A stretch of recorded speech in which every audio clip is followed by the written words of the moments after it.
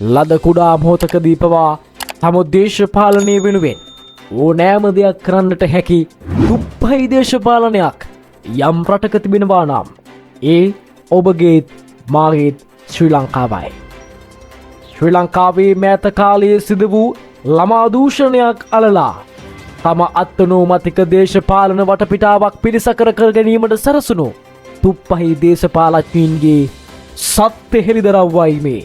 කාන්තා හා ළමා කටයුතු ඇමති සරෝජා පොල්රාජ් සමාජ මාධ්‍ය තුළ දැඩි විවේචනයට ලක්වන්නේ ඇයි? කොටහේන දැරියගේ සිදුවීම සහ ශාවිටූ මෙහෙයුම පිළිබඳව මේ කරුණු විමසන්නේ චමෝ තිර්ෂාන් ප්‍රසන්ටර් YouTube නාලිකාවයි. Chamo Thirshan the presenter. සරෝජා පොල්රාජ් සහෝදරිය පාර්ලිමේන්තුවේදී දමිළ භාෂාවෙන් සිදු කළ කතාවේ සම්පූර්ණ කතාව නොව කොටසක් පමණක් වැරදි ලෙස පරිවර්තනය කර යම්කිසි ශ්‍රී ලංකාවේ ප්‍රකට මාධ්‍ය ජාලයක් විසින් වාර්තාකරණයක් පදනම් කරගෙන සමාජ මාධ්‍ය තුළ පෙරේදා සිට විවිධ පෝස්ට් හුවමාරු වන්නට පටන් ගත්තා. සරෝජා සහෝදරිය එම කතාවේදී ඇය මතු කරන්නේ ඇය මෙම සිදුවීම සම්බන්ධයෙන් මේ වන විටත් කටයුතු සිදු කරමින් සිටින බවත් එමෙන්ම දෙමව්පියන්ව සම්බන්ධ කරගෙන ඇති බවත්ය.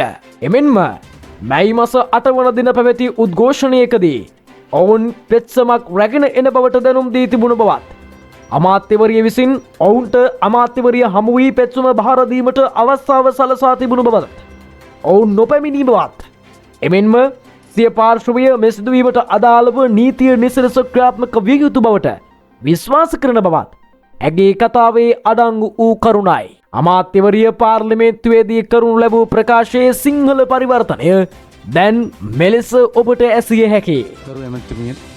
நான் இந்த வேளையில் ஒரு தெளிவு விளக்கம் கொடுக்க வேண்டும் என்று நான் நினைக்கிறேன்.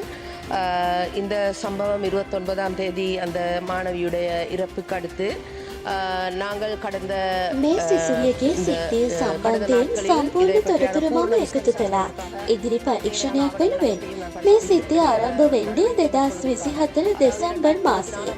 මේකේ මුල බැලුවොත් මේ සිසුවිය මානසික වෛද්‍යවරයෙකුගෙන් ප්‍රතිකාර ලබලා තියෙනවා. මේ සිසුවියට සිදු වුණා කියන අපචාර සිදුවීමෙන් පසුව ජේමෝ වාර්තාවක් අරගෙන තියෙනවා. මේ ළමයාගේ පාසලේ අනෙක් සමවයස් සිසුවියන්ගෙන් ඒ වගේම ළඟ යාළුවන්ගෙන් තොරතුරු අරගෙන අපි ෆයිල් එකක් හදලා තියෙනවා. මේ සිද්ධිය සම්බන්ධයෙන් ඉක්ුත් මැයි 5 වෙනිදා ළමා ආරක්ෂණ අධිකාරියට ගිහින් පැමිණිල්ලක් කරන්න කියලා දෙමව්පියන්ට කිව්වත් දවස් 4ක් ගිහිල්ලත් තවම පැමිණිල්ලක් කරන්න ගිහින් නැහැ. අද පැවැත්වෙන උද්ඝෝෂණයෙන් පස්සේ අධ්‍යාපන අමාත්‍යාංශයටයි කාන්තා හා ළමා කටයුතු අමාත්‍යාංශයටයි පෙත්සමක් බාර දෙන්න එනවා කිව්වා. මම ඒකටත් අවස්ථාව හදලා දුන්නත් දෙමව්පියන්ට ඇවිල්ලා මාව හම්බ වෙන්න කිව්වත් තවම ඇවිල්ලා නැහැ. හෙට හෝ අනිද්දා ඔවුන් එයි කියලා අපි බලාපොරොත්තු වෙනවා. මේවා Facebook එකෙන්වත් සමාජ මාධ්‍ය වලින්වත් විසඳන්න පුළුවන් ප්‍රශ්න නෙවෙයි. අපිට නීතිය ක්‍රියාත්මක කරගන්න ඕනේ නම් ඒ වෙනුවෙන් අවශ්‍ය කරන ක්‍රියාමාර්ග ගන්න ඕනේ. මේ වෙච්ච සිදුවීම ගැන නීතිය ක්‍රියාත්මක විය යුතු බවට අපිත් බලාපොරොත්තු වෙනවා. අපි දැනටමත් ඒ වෙනුවෙන් මැදිහත් වෙලා තියෙනවා. இந்த நடந்த சம்பவத்துக்கான நீதியையும் நாங்களும் எதிர்பார்க்கின்றோம். ஏனென்றால் இவ்வாறான நீதியை வழங்குவதற்கான சரியான பாதை අනුගමුරයි පොරිමුරයි நாங்கள் இந்த சமுதாயத்தில் சீர்படுத்த வேண்டும். මෙලෙස පැහැදිලි ලෙස පාර්ලිමේන්තුවේදී ආණ්ඩුවේ ස්ථාවරය පැහැදිලි කරද යම් මාධ්‍ය ජාලයක් විසින් පරාජිත දූෂිත නඩේ ශාෆිටූ නාටකය හරහා අසත්‍ය මතයක් සමාජගත කිරීමට උත්සාහගෙන තිබුණේ එලෙසයි. ළමා අපචාර සහ හිංසනයන් පිටු දැකීම කියන සටන් පාඨවලට මුවාවී පරාජිත දූෂිත දේශපාලන නඩය දියත් කරන දේශපාලනික කුමන්ත්‍රණයන් පිළිබඳව අප අවබෝධ කරගත යුතු නොවේද? මෙම කොටහේන දැරියගේ සිදුවීම පදනම් කරගෙන පළාත් පාලන මැතිවරණය අභිමුව එළියට පැමිණි මෙම ශාෆිටූ මෙහෙයුම පිළිබඳව යම් සිදුවීම් පෙළ ගැඹුරින් අධ්‍යයනය කරන්නෙකුට තේරුම් ගැනීමට එතරම් අපහසු නොවේ. එබැවින් කොටහේනේ මෙම දැරියට පමණක් නොව මෙවැනි ලිංගික හිංසනයන්ට ගොදුරු වන ඕනෑම අයෙකුට යුක්තිය අපේක්ෂා කරන පුද්ගලයන් මෙම සිද්ධියට අදාළ පහත සිදුවීම් පෙළ පිළිබඳව අධ්‍යයනය කිරීම බොරු වලවල් වල නොවැටී සිටීමට උපකාර වනු ඇති. මෙම දැරිය බම්බල පිටිය හින්දු විද්‍යාලයේදී මෙම අවාසනාවන්ත ඉරණමට ලක්වන්නේ 2024 ඔක්තෝබර් මාසයේදී. එම ලිංගික හිංසනය දෙමාපියන් දැනගෙන රෝහල් පොලිසිය හරහා බම්බල පිටිය පොලිසියට වාර්තා වී අදාළ ගුරුවරයා අත්අඩංගුවටගෙන රක්ෂිත බන්ධනාගාරගත කරන්නේ 2024 දෙසැම්බර් මාසයේදීය. එම ගුරුවරයා සති කිහිපයකින් අප මත නිදහස් වන අතර ඒ පිළිබඳ නඩුව මෙම මැයි මස 19 වන දින නැවත කැඳවීමට නියමිතයි. එම සිදුවීමෙන් පසු මෙම දැරිය බම්බල පිටිය හින්දු විද්‍යාලයෙන් ඉවත් කරගෙන කොටහේන ප්‍රදේශයේ පාසලකට ඇතුළත් කරනු ලබනවා. ඉන්පසුව ජනවාරි මාසයේ මෙම දැරිය කොටහේන ප්‍රදේශයේ උපකාරක පන්ති පවත්වන ආයතනයකට විෂයන් කිහිපයක් හැදෑරීමට පැමිණෙන අතර සති 3ක පමණ කාලයක් ඇය එහි පන්තිවලට සහභාගී වී තිබෙනවා. එම කාලය තුල මෙම දැරිය යම් අසනීප තත්වයකින් පෙළුණු බවද වාර්තා වන අතර ඇගේ කනේ ලේ ගලන අයුරුද වරක් නිරීක්ෂණය වී තිබෙනවා. එවැනි අවස්ථාවක දෙමව්පියන් කැඳවා ඒ බව දැනුම් දී නැවත සනීප වී පන්තිවලට පැමිණෙන ලෙසද උපදෙස් ලබා දී තිබෙනවා. මේ අතර මේ ආයතනයේ ගුරුවරයෙකු විසින් ඇයව සිසුන් ඉදිරියේ යම් අපහසුතාවයකට ලක්වන අයුරින් කතා කළ පුවතක්ද සමාජ මාධ්‍ය තුල සංසරණය වනවා අපට දැක ගැනීමට හැකි වුණා.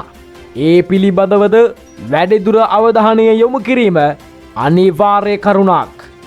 නමුත් මෙම සිදුවීම පාදක කරගෙන තම උපකාරක පන්ති පවත්වන ආයතනයේ හිමිකරු මෙන්ම මාලිමාවේ අපේක්ෂකයෙකු වන සිවනන්ද රාජා සහෝදරයා ඉලක්ක කරගෙන සමාජ ජාල තුල අසත්‍ය ප්‍රවෘත්ති හොමාරු වනවා.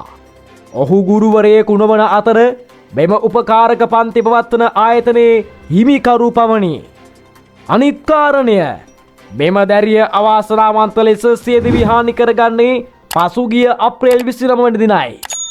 පසුගිය පෙබරවාරි මාසයේ සිට මෙම සිදුවීම වන අප්‍රේල් 29 වන දින දක්වා මාස දෙකකට වැඩි කාලයක් මෙම දැරිය ඉහත උපකාරක පන්ති පවත්වන ආයතනයේ පන්ති සඳහා සහභාගී වී නොමැති බවද කරුණු සඳහන් වනවා.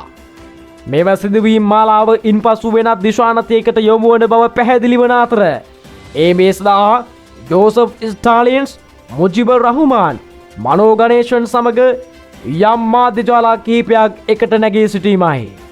මුලින්ම එම සිද්ධිය සඳහා මාධ්‍ය සාකච්ඡාවක් ඇඳවන්නේ ලංකා ගුරු සංගමේ ජෝසප් ස්ටාලින්ජ. ඉන්පසුව විවිධ තේමා පාඨයන් ඔස්සේ ඇත්ත කියන නාලිකා විසින් කැමරා කණ්ඩායම් මෙම දැරියගේ නිවසට ගොස් මාලිමාවේ අපේක්ෂක සිවනන්ද රාජාගේ නම පුන පුනා සඳහන් කරමින් එමව්පියන්ගෙන් වයිස් කට් ලබාගෙන තිබෙනවා. මේ සියල්ල සිදුවන්නේ පළාත් පාලන මැතිවරණය අභිමුවයි. එමෙන්ම ඡන්දය පැවති දින උදේ සිවනන්ද රාජා සහෝදරයාට දුරකථන ඇමතුමක් හරහා මරුණ තර්ජනයක් එල්ලවන්නේ රටම දන්න පාතාල කල්ලි නායකයෙකුගේ නම සඳහන් කරමිනි. ඒ පිළිබඳවද ඔහු CIDට මේ වන විටත් පැමිණිලි කර අවසන්. මැතිවරණයෙන් පසුවද මෙම කුමන්ත්‍රණකරුවන් ක්‍රියාත්මක වන විවිධ සමාජ මාධ්‍ය ජාලාවල ප්‍රවෘත්ති නාලිකායයි කියා ගන්නා YouTube නාලිකා නැවත සිවනන්ද රාජා සහෝදරයාගේ නම සඳහන් කරමින් ගුරුවරියක් යයි කියන කාන්තාවක් කරුණු දක්වන අතර ඇයද ජෝසප් ස්ටාලින්ගේ ගුරු සංගමේ උපසභාපති තනතුරක් දරන අයකි. එමෙන්ම මෙම ප්‍රශ්නය පාර්ලිමේන්තුවේදී මතු කළ මනෝ ගණේෂන්ට පවා පාර්ලිමේන්තුවේ සිවනන්ද රාජා සහෝදරයා සමග බේරා ගැනීමට ගනුදෙනුමක් තිබී ඇත. එනම් පසුගිය පාර්ලිමේන්තු මැතිවරණයේදී මනෝ ගණේෂන්ට මන්ත්‍රී ධූරය අහිමි වන්නේ ජාතික ජන බලවේගයේ උතුරු කොළඹ ආසනයේ ජයග්‍රහණය කරමින් සිවනන්ද රාජා සහෝදරයා ඡන්ද 34,000ක් ලබා ගැනීම නිසා බව මනෝ ගණේෂන් මන්ත්‍රීවරයා මුදාකාරවම දන්නා කරුණක්. ඒ නිසා ඔහුට සමගි ජන බලවේගයේ ජාතික ලයිස්තුවේ පිහිට පැතීමට සිදු වුණා. ඒත සිදුවීම් පෙළ අධ්‍යයනය කිරීමේදී පරාජිත දූෂිත නඩය. මෙම සිදුවීම තම පටු දේශපාලන ඌමනාව සඳහා යොදා ගන්නා ආකාරයේ දෙස බලන විට එම දැරියට යුක්තිය ඉටු කිරීම කෙසේ වෙතත් මාලිමාව සමග තමන්ට ඇති දේශපාලනය ඇරියස් එකක් කවර් කරගන්නා බව නම් අදීමට තහවුරු වනවා. උචිත අකර විට ෆේස්බුක් පිටුවේ තබා තිබූ සටහනක් අද මෙලෙස චමෝද් දිල්ෂාන් ප්‍රසන්ට YouTube නාලිකාවෙන් ඔබට අරගෙන ආමා චමෝද් දිල්ෂාන් සමගින් අමාශා දේශාංජලි. යළිත් හමුවෙමු අලුත් වීඩියෝ එකකින්. ඉතින් ඔබට ජය වේවා. චමෝද් දිල්ෂාන් the presenter